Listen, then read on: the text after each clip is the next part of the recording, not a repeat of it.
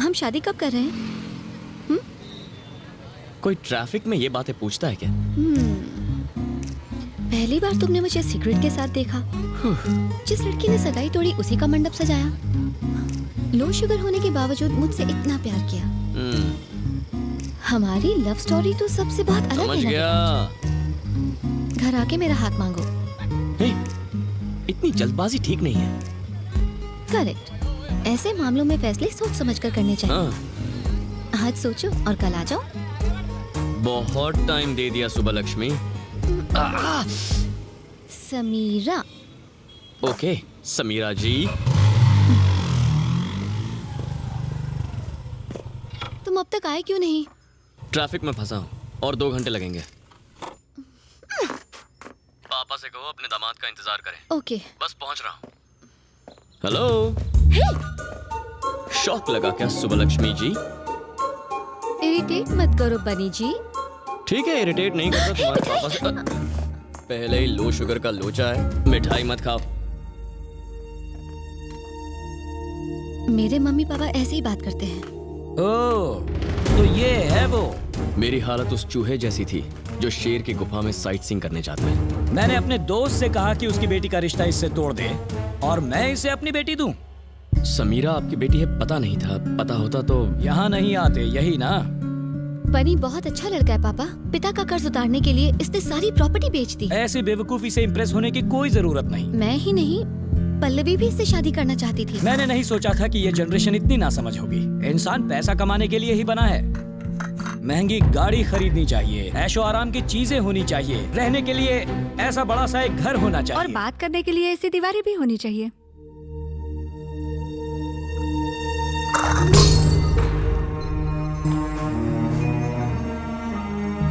मेरे हाथ से छूटकर ये चाय का कप गिर गया।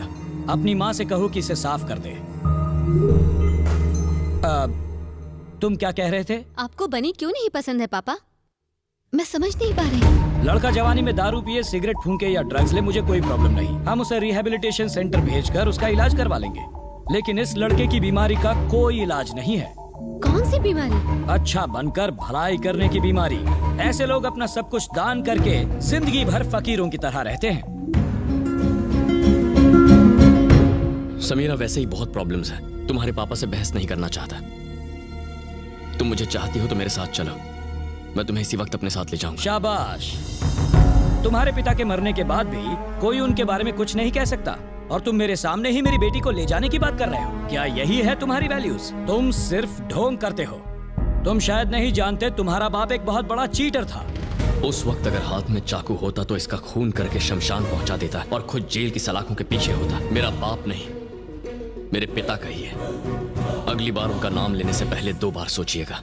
आजकल तो मैं उनका नाम दिन में कई बार लेता हूँ बेटा, ये सोच कर कि कैसे उन्होंने मुझे टोपी पहनाई। वो मदद करना जानते थे, किसी को फंसाना नहीं।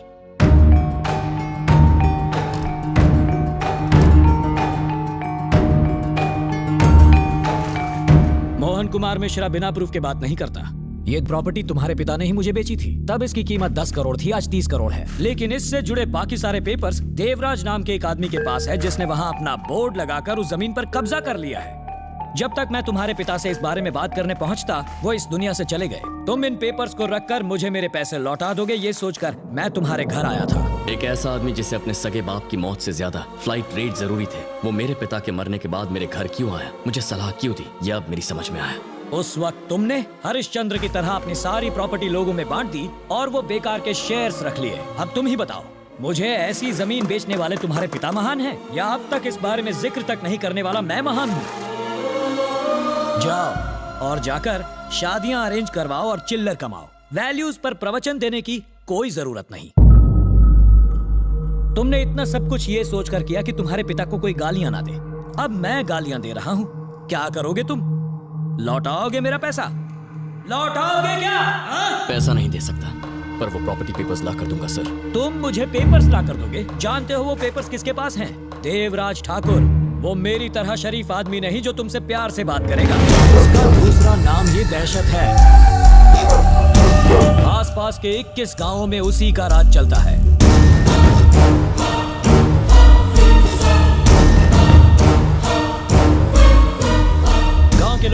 वीरता मानते हैं। हजारों हथियारबंद लोग उसके साथ रहते हैं। देवराज ठाकुर इंसान के रूप में एक जल्लाद है। जैसे बात करने के लिए लोगों की जबान चलती है, वैसे बात मनवाने के लिए चलता है उसका खंजर। उसकी इजाजत के बिना एक मक्खी तक उसके घर से निकल नहीं सकती। तो वहां से 30 करोड़ की प्रॉपर्टी के पेपर्स कैसे निकालोगे? भले ही रावण के 10 सर थे, उसके साम्राज्य की राक्षस रक्षा करते थे। अशोक वाटिका कहां थी किसी को नहीं पता था, लेकिन वहां पहुंचने के लिए भगवान राम ने रास्ता ढूंढ ही लिया। मैं वो पेपर्स लेकर आऊंगा। आज से ठीक 4 हफ्ते बाद उस लैंड का मुआयना करने बैंक ऑफिसर्स आएंगे। तब तक पेपर्स ला पाओगे? हाँ, ले आऊंगा। ठीक 4 हफ्ते बाद। 1 महीना। आज 21 तारीख है। अगले महीने की 20 तारीख तक, अभी दोपहर के 12 बजे, अगले महीने की 20 तारीख को पेपर्स ठीक 12 बजे आपके हाथों में होंगे। अगर तुम पेपर्स ले आए तो वादा करता हूं तुम्हें अपना दामाद बनाऊंगा। मेरे पापा की तस्वीर पर हार चढ़ाना पड़ेगा और सॉरी कहना पड़ेगा।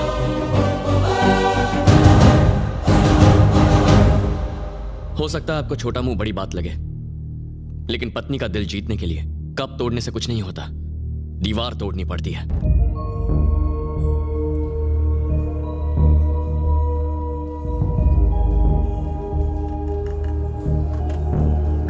तेरे पिता ने नुकसान उठा के वो जमीन बेची, मोहन कुमार ने अपनी मर्जी से खरीदी। अब तेरे पिता दुनिया में है नहीं, इसलिए वो तेरे पिता को कुछ भी कहें क्या फर्क पड़ता है? रमेश, ये क्या कह रहा है तू? मुझे फर्क नहीं पड़ना चाहिए? हाँ, ऐसा होता तो मैं अपनी 300 करोड़ की प्रॉपर्टी छोड़ के आता, खुद को कंगाल बना लेता। तू साइन कर पाया क्योंकि वो पेपर्स तेरे पास थे, लेकिन ये पेपर्स किसी और के पास हैं। तू लाएगा कैसे? सब तेरे पिता की बहुत इज्जत करते थे, सिर्फ एक आदमी को छोड़कर, और वो है मोहन कुमार मिश्रा, बिजनेस खोपड़ी वाला। उसने अगर कुछ गलत कह दिया तो क्या हो गया? उसकी वजह से तू अपनी जान खतरे में डाल देगा? भगवान राम अगर ये सोचते कि सिर्फ एक आदमी ने उनकी सीता के साथ अन्याय किया है, तो सिर्फ लव और कुश उन्हें भगवान बुलाते। लेकिन आज सब भगवान मानते हैं। वैसे ही मेरे पिता को 100 में से सिर्फ 99 लोग महान कहें, ये काफी नहीं है। 100 के 100 लोगों को कहना चाहिए, भले ही 100वां आदमी बिजनेस खोपड़ी वाला मोहन कुमार मिश्रा ही क्यों ना हो, उसे भी ये बात माननी ही पड़ेगी। अगर तू मेरी कुछ मदद कर सकता है तो बता, क्योंकि मैं पीछे नहीं हटने वाला हूं। अरे रुक, बताता हूँ। मैं देवराज के जीजा को जानता हूँ, उसका घर गांव में मेरे घर के पास ही है। मैं उससे बात करूंगा, मैं उससे कहूंगा कि एक पार्टी वो जमीन लेना चाहती है और उससे उसके पेपर्स मंगवाऊंगा। उसके बाद हम ओरिजिनल पेपर्स लेंगे और उसकी जगह डुप्लीकेट। ऐसे मत देख यार,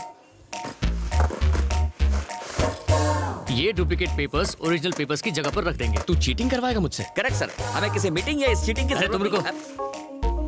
धर्मराज ने लड़ाई जीतने के लिए झूठ कहा था, और तू अपने पिता के लिए एक छोटी सी चीटिंग नहीं कर सकता? यार, जो एग्जाम्पल था वो मैंने दे दिया। हिस्ट्री के बारे में मुझे ज्यादा नहीं पता। अब तू ही बता मैं क्या करूं? तेरे पैर पकड़ लूं? अरे समझने की कोशिश कर, ये रख। परम, तू भी जा साथ। अरे वो कोई पार्टी करने जा रहे हो जो मैं उसके साथ मतलब? जाऊं? मैं उसके साथ तो झुमरी तलैया भी चले जा। जाऊंगा। ओह सर, मैं रख देता हूँ, मैं रख देता हूँ। इस तरह ताली बजा के मेरी मत बजाओ प्लीज, घबराहट होती है। तो नई नौकरी का इंटरव्यू कैसा रहा? काहे का इंटरव्यू सर? पुरानी नौकरी छोड़ के नई नौकरी क्यों ज्वाइन करना चाहते हो? मैंने छोड़ दी कहूंगा तो एटीट्यूड लगेगा। उन्होंने मुझे निकाल दिया सर। ये तो सत्यमूर्ति की कंपनी है ना? हाँ वही। वो तो बड़े अच्छे लोग हैं। अच्छे नहीं, बहुत अच्छे। अगर तुम उनके साथ काम नहीं कर पाए तो दूसरों के साथ क्या खाक काम करोगे? माफ करो भाई, ये लो अपनी फाइल और जाओ यहाँ से। अरे जाओ। तुमने तुम्हारी पुरानी नौकरी छोड़ी या तुम्हें निकाल दिया गया? कल नौकरी छोड़ने की बात की तो मुझे गेट आउट कर दिया। अब वो मैंने खुद ही छोड़ दी क्योंकि मैं आपकी तरह बड़ा बनना चाहता हूँ। वो परिवार मुसीबत में है और तुम उनको छोड़कर मेरे पास आ गए। तुम पर कोई कैसे भरोसा करेगा? यहाँ से सीधा जाके दाएं मुड़ जाओ। उसी रास्ते आया था सर। हाँ, वहीं से निकल जाओ। नौकरी छोड़ी बोला तो भी गेट आउट किया, और निकाल दिया बोला तो भी निकल जाओ बोला। सर आपसे एक बात पूछूं?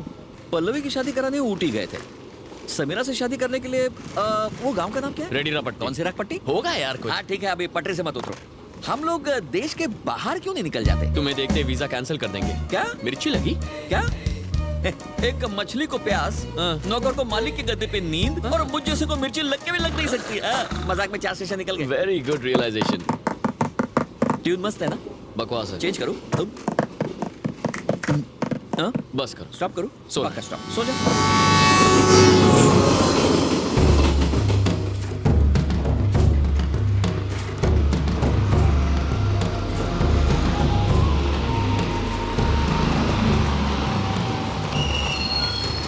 रेडी रपटी आ गया, उतरो उतरो।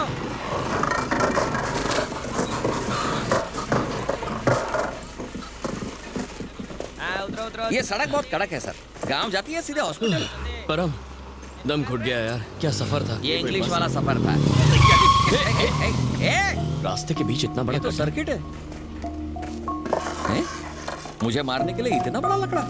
सुनिए, हाँ तो ले लीजिए साहब। इसका तो अचार नहीं डलेगा।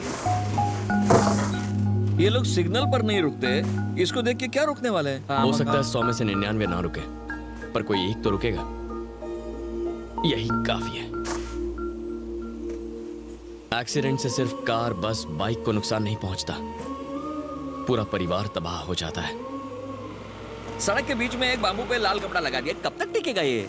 पता नहीं लकड़ी कब टूटेगी, पता नहीं कपड़ा कब फटेगा, लेकिन तुम मेरे हाथों अभी पिटोगे। चलो। ओहो।